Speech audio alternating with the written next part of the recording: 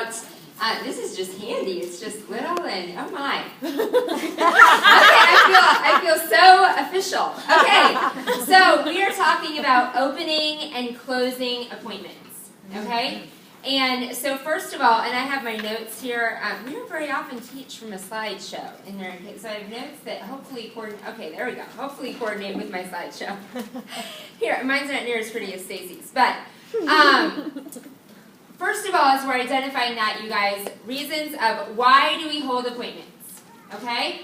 3 things that we desire to get at an appointment, at a skincare class, at a party, whatever it is you're calling it, facial.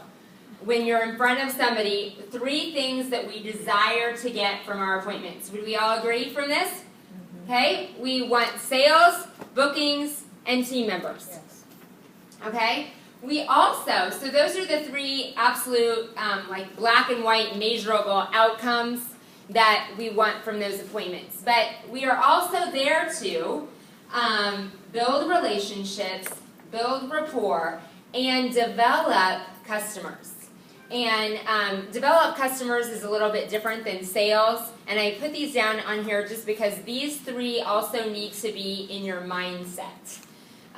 Developing a customer base that is strong and lifelong customers, we're not just there to sell to them at that moment, correct? Right. Okay? We want to develop them as a customer. So these 3 things at the bottom aren't the immediate things that I'm going to talk about in closing, but they need to be in the back of your mind and in your mentality, because we're not there to just be like, slam, bam, thanks for your money, never seeing you again. You want to develop a trust and a relationship with that person so that she is your customer for life, not only buying from you, giving you more referrals, a lifeline to your business going forward. Okay? So those are kind of the 3 things of that. How well we do those things, how well we do those 3 things at our appointments are determined by our expectation going in, our preparation, passion, strong opening, and strong closing. So talking about those things. One huge thing going into appointments, and these all kind of preclude, and then I'm going to go into the details of opening and closing, but is our expectation as we walk into each appointment. What are we expecting to get from that appointment? You guys, the law of expectation affects so much of what we get in life and what we're going to get from all that we do in Mary Kay. We don't often always get what we want, but we very often get what we expect to get. So you need to get your game face on, get your head in the right order, and expect when you walk into those appointments that you are having incredible sales, that you are getting massive bookings, and that you are walking out with team members. And you need to walk in with that expectation, okay? Because if you walk in with the wrong attitude and are thinking, oh my gosh, that woman just sounded crazy on the phone, I am tired, I would rather be here, I hope this appointment doesn't even hold, I hope I get out of here quickly. You know, any of those things that are going through our mind when we are not on and not having like the most incredible day, you could have the most amazing skill. You could say every single thing I'm going to talk about today, but you're not going to have the same results. Okay? You have really got to expect those most amazing results. And that is one of the biggest factors. That's why I put it first. You can have all of the rest, but unless you expect to get amazing results from that appointment, it's not going to happen. And I would say that is one of the biggest differences, or one of my biggest strengths. When people are like, how'd you recruit 14 people in a month? I'm like, because I absolutely expect to recruit every single woman I'm in front of. Like that I am crazy shocked that she didn't recruit. And those people that work with me will tell you that I am. Like, you have got to be kidding me. that it is just an absolute expectation. I am not shocked or surprised that it is absolute expectation that is going to happen. Okay? So first, fixing that, and I really can't talk about that enough. But that is changing your whole mindset, whatever you need to do before you go into an appointment, whether you need to listen to some affirmations, but getting your head on straight, talking yourself through that, and I mean like saying that out loud affirmations. Like telling yourself over and over as you're sitting in the car, on the way there, about all the massive results that you're going to have. Call your director, box her, text her, tell her before the party, I am going to have a $2,000 party and I am walking out of there with 5 team members. You got to think big, people. Okay. Woo, woo. Preparation. Preparation. So being prepared, and that's just in a couple things. Have you, learned your class? Know what you're doing? Do you have all your supplies packed? Preparation goes into a lot of stuff. Now, I have this in little print, where the other ones are big. They're not like the main things, but you can screw up that you've got great expectations and all the rest great by just flying by the seat of your pants and not having all your supplies because it messes up your head game. It's not necessarily going to mess up your class, but it's going to mess up your head game, okay? So in preparation, you guys, that equals 2 things for me. That you are prepared, you know your skincare class. I feel like I do a rock-solid, amazing skincare class because I do it the same every time. When I was a new consultant, I practiced and prepared. Okay? You don't have to feel like that you have to know it all, like we said. I don't know anything about most of our products. I mean, really. The ones in the roll-up bag that we go over and over, I know exactly what I say. And anything else, I would have to look up for you on Product Central. But we can do that because I always have my phone with me, right? But I knew my class forward and backwards. I watched Amy do it once. I took notes. I practiced over and over. I guarantee you when I first started, my kids were 3 years younger, whatever that makes them, 7 and 10. And they probably could have said the skincare class over because they had to sit there with me. I mean, they would tell me if I missed something. But practice so that I was confident and prepared. And then I am very methodical about, this is just a little thing, but so that I'm always prepared. In packing for my classes, I pack for like 100 classes at a time, little facial bags. So everything is always prepared and ready so that that doesn't mess me up at my appointments, okay? Don't think that that's the main thing. I'm just saying, if you're walking in like a hot mess to an appointment, it's going to shake the rest of what you're doing. Shake your confidence in the rest of what you're doing. Does that make sense? Mm-hmm. Okay. Then passion. That's going to affect your outcome. And passion is just a genuine enthusiasm and excitement for your life, for this business, for this product, this company, and your goals. That you're genuine, passionate, you guys, I mean, if you were amazingly passionate about selling a rock, people would buy it, okay? We are blessed to have the most incredible product, don't you think so? I mean, we know that our product is a blessing to everybody. We know that it's amazing. But have that passion in check. Because when you go in with that passion about the product, it doesn't really matter if you said aluminum oxide crystals. Okay?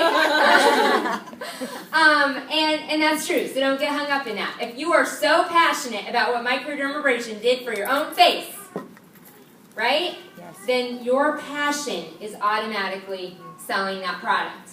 Okay, and then this is what we're talking about now. Strong opening and strong closing are going to affect those results. But those other 3 things being in check, make sure that your opening and closing are strong. Okay, so class opening. That is when your first group opening, you're obviously greeting people. Those are the one-on-ones. Those are important too. That's not what I'm talking about here, but it is important, whether it's at an event, whether it's at a party, whether it's whatever, that you do make the personal connections with people, look into their eyes, shake their hand, hold their hands, greet them personally, and develop that relationship. But the class opening is when you are standing in front of people, whatever size that means. It sets the tone, it develops your connection and your trust, and conveys those expectations. Okay, developing trust is important. So when I'm standing in front of a group, I am beginning to close, you guys, my party. I'm beginning to get all 3 of those things that I wanted in the very first sentences that come out of my mouth as I open the party. Because I am already developing a trust with them, okay? So I'm looking in women's eyes. my I story that Buffy did such a great job talking about, that is connecting them to me. That's where I'm developing that connection and helping make sure they trust me. Okay? For me to effectively close these people in a group, they have got to trust me. So this is when you're first developing that trust. And I'm absolutely conveying my expectations. What 3 things am I expecting to get out of my appointment? Sales, bookings, new team members. So I tell them that in some sort of language. I tell them that that's what I'm expecting. I tell them that we're going to go over those things at the end. Now, I don't say it with pressure. I do convey that it's a warm, fuzzy girlfriend atmosphere. Oh, I got ahead of myself. It's at the end. Okay, so I tell them what to expect, that it's a warm, fuzzy girlfriend atmosphere. I go over, this develops trust too, so they're not sitting there like, how long am I going to be here? What exactly is it that I'm going to do? So I go over exactly what we're going to do. That we're going to go through skincare, that we're going to go through glamour. I talk about planting the seed of that they have the opportunity for a second appointment. What's that planting the seed for? Bookings. Okay? I tell them that I'm going to tell them about our company, explain what's in front of them, and then that I'm going to meet with them individually at the end. It's important that you tell them at the beginning, in your opening, that you're going to meet with them individually at the end. Otherwise, what are they thinking when you pull them off individually? They're scared. Scared. Yeah. So you've got to tell them over and over throughout the appointment what to expect. Okay? Then brief I story and talk a little bit about the Mary Kay company, and then I do tell them. I lay out, there is no pressure. I am not here, I say this to everyone, I'm not here to pressure you to buy our product or to sell our product. Now, I offer that as a disclaimer at the beginning so that they feel like, oh, they trust me, I'm not here to pressure them. But then I, later, on down, in my opening, do say, I know you're going to fall in love with the product and you're going to go home with, say something about that they're going to go home with it. So that they know I'm expecting sales. I'm looking for customers. I'm going to take care of you for life and be your consultant for life. Okay? And I talk about that second appointment, the bookings, and I talk about that we're going to talk about the company and that I'm looking for women to work with me as well. So you set that expectation and plant those seeds in the very beginning. Okay, then closing your appointments. We jumped right through the skincare class on to closing. Wasn't that a fast skincare class? Now, the middle is important, but today we're focusing on opening and closing. Okay, so there's 2 parts to closing your appointments. The group close and then the individual close. And I'm going to talk mostly about the group close today, you guys. And then the individual close happens when you meet with them later individually. Okay? So, group close. Super important when we are closing guests. Do we use lookbooks at appointments? No. I didn't hear that loud enough. Do we use lookbooks? No, you guys. And we don't just not use lookbooks because we told you not to use lookbooks. There is a whole psychology, and as I'm telling you all of this, because here I just sat at that table and told you to do things that make you feel strong and pick and choose your own things. Now, I'm going through this information, we're presenting this information to you of what we know works, okay? Of doing thousands and thousands of faces, figuring out what has worked for people before us, watching people, taking it, learning it, doing ourselves. I mean, do you want to take a system that you know will save you time? Right? A proven method that you know is studied and will work. Yes. So that is why we're sharing like this technical and skill information, okay? So no lookbooks, just placemats. And placemats need to be turned, this is another thing I've seen, placemats need to be turned any cost side down. And the mirror and everything else set on top of them. So that no one can possibly see anything that has any sort of price on it until you are all the way done talking about product. And that is just a psychology of sales, you guys, not just in Mary Kay, but in any sales environment, that you need your customer to become emotionally attached to the product and love the product before they see the price. Because otherwise, it's a totally psychology. I'm fascinated by psychology of sales. There's lots of great books on that too. It just fascinates me. But Your brain works in different ways. And we are emotional creatures of spending, and that's all right. Okay? But if we are looking at that, our brain goes to something different. Our brain immediately shuts off if someone looks at a lookbook first, and immediately starts thinking, oh my gosh. It starts thinking through money and starts thinking through something else and is completely tuned you out. Okay? So that's the reason for that. Reason for that needs to be turned down as well. You guys, on the placemat, it is for, on that placemat, we use it instead of lookbooks because selling in sets is better, you know? Otherwise, people are looking at individual things and stressing out over what color eyeshadow and stressing out over all the rest of the stuff in the lookbook that we just told you didn't even need to know about. And now they're looking through there asking you about stuff, okay?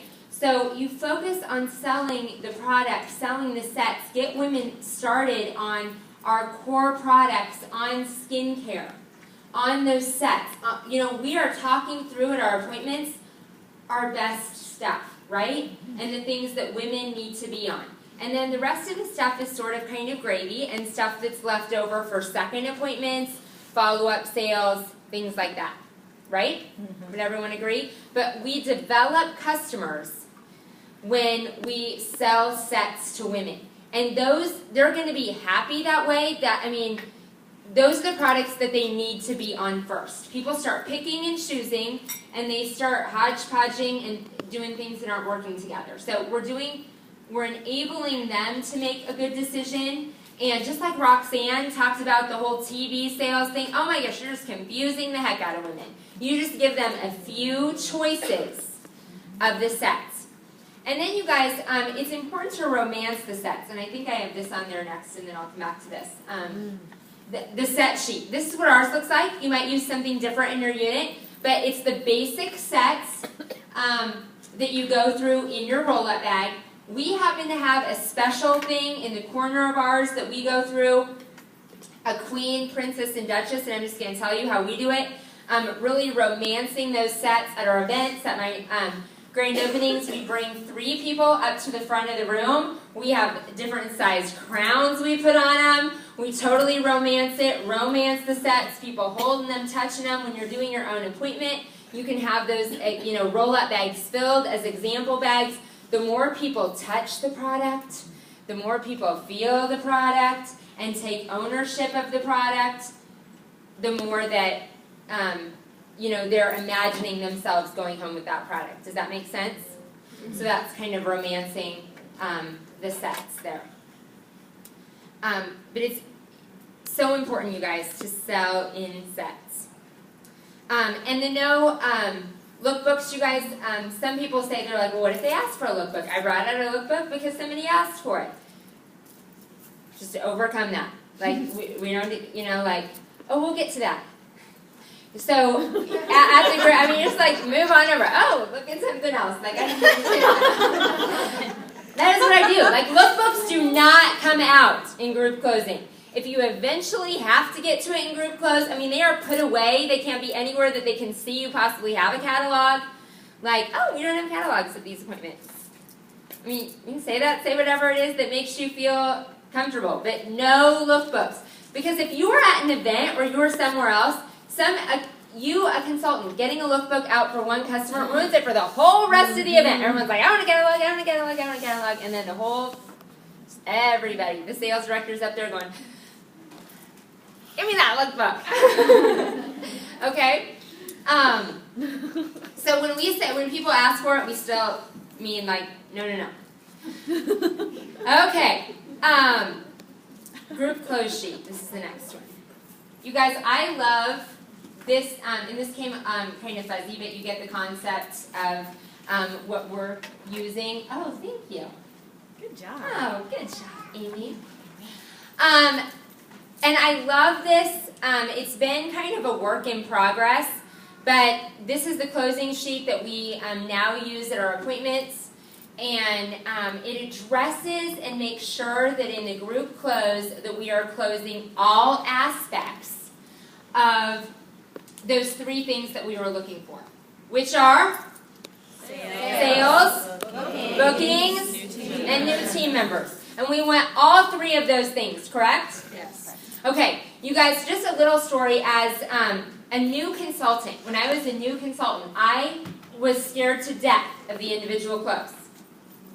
Anyone relate to that? Newer consultants? They're just like, do you want to buy something? Or like, maybe you want to book a party? Or, I don't know. I was just scared to ask them the questions. And so I needed to be really strong at the group close. I came up with a different method then of the 4 questions that some of you might use on the back of the profile card.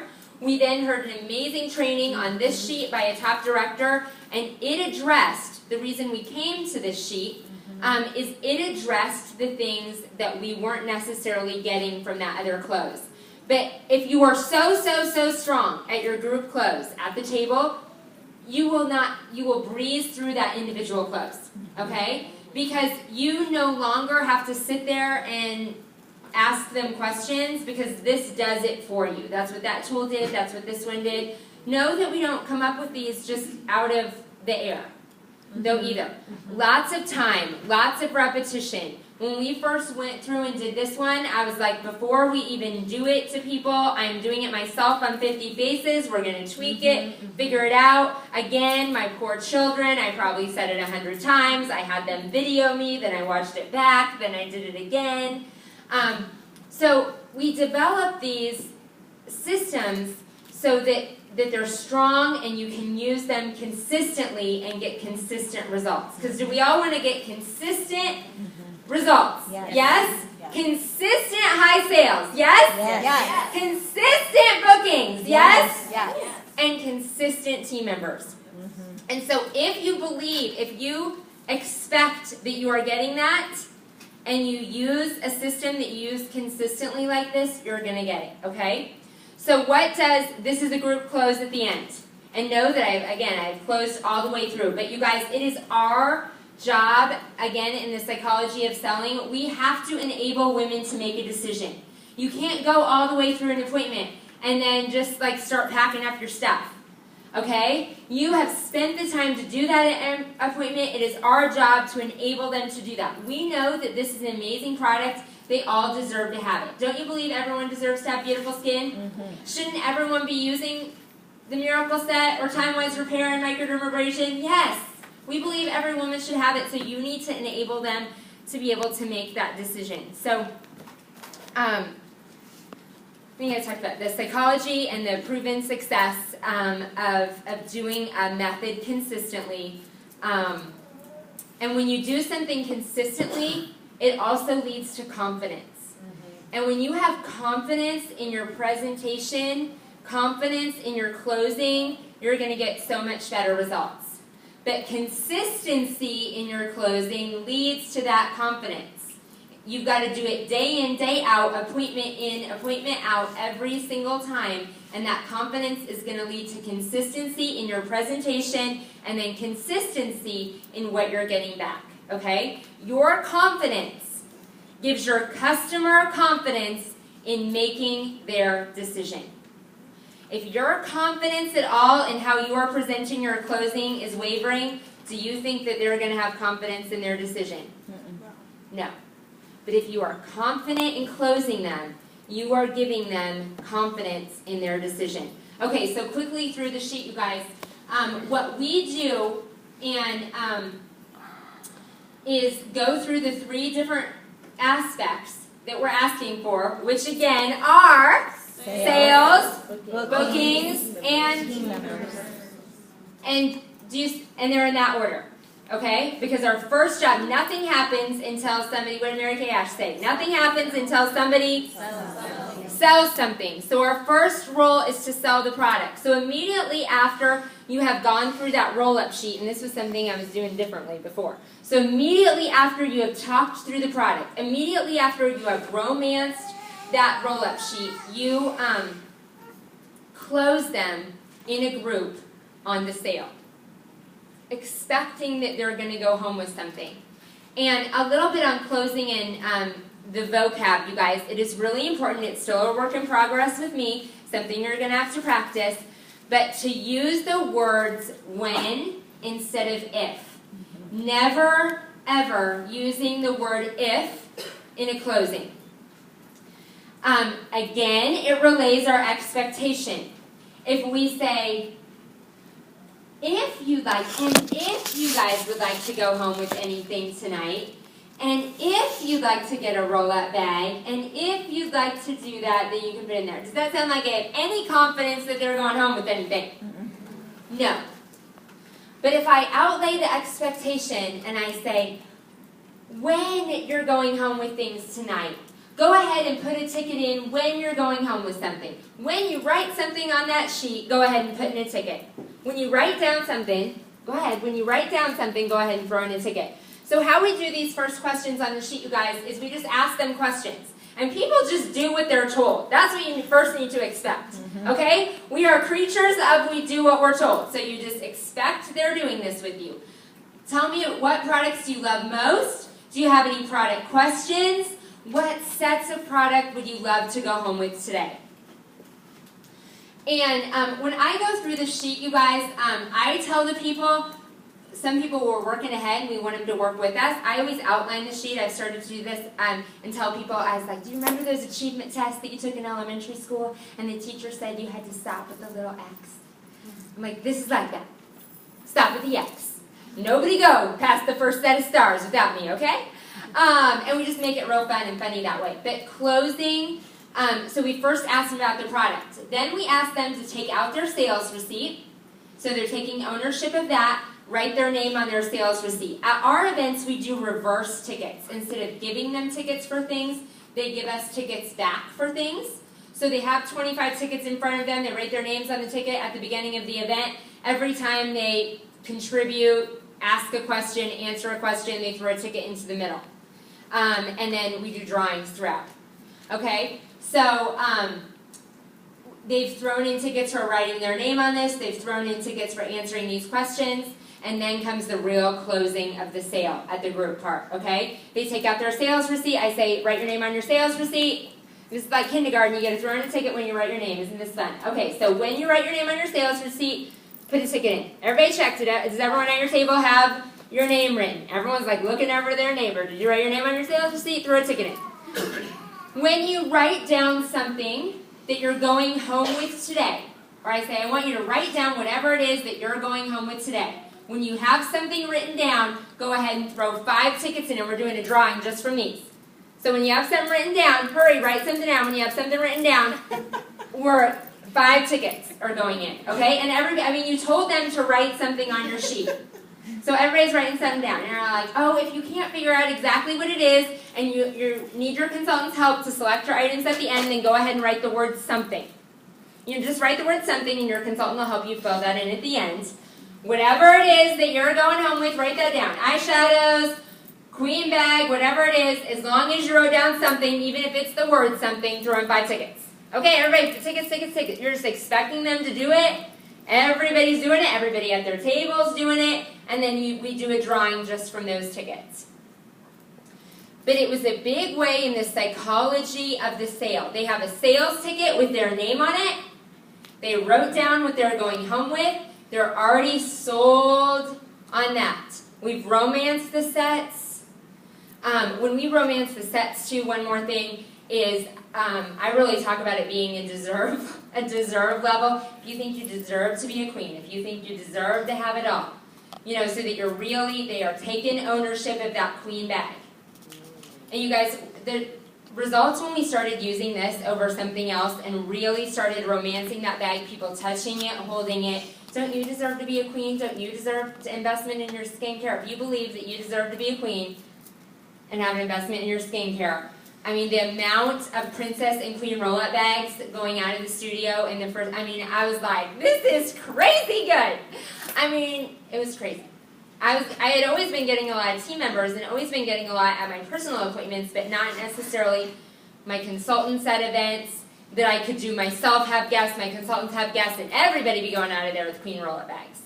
And that is what's happening as long as everyone goes in with that expectation and we are closing confidently. Now, did our success ratio go up as we went along? Yes. Was the first few times we did it a little rough? Yes.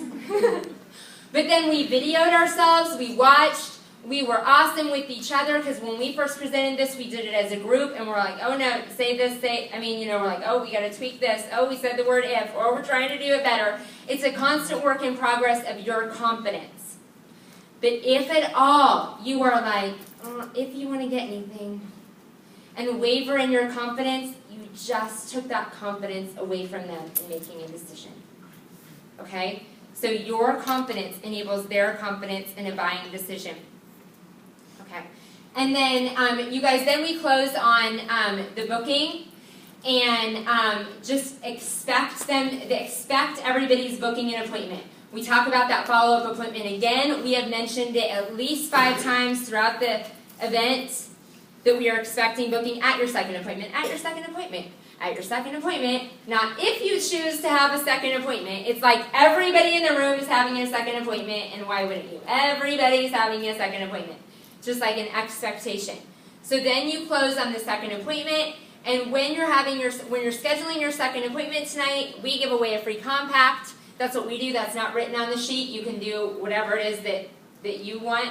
That is your giveaway when they book that day, but then they throw a ticket in when they schedule their second appointment. And everybody's doing it. I mean, like, the vase is empty because we've taken the sales ones out, so they are having to look around at their friends like, well, are you throwing a ticket in or what?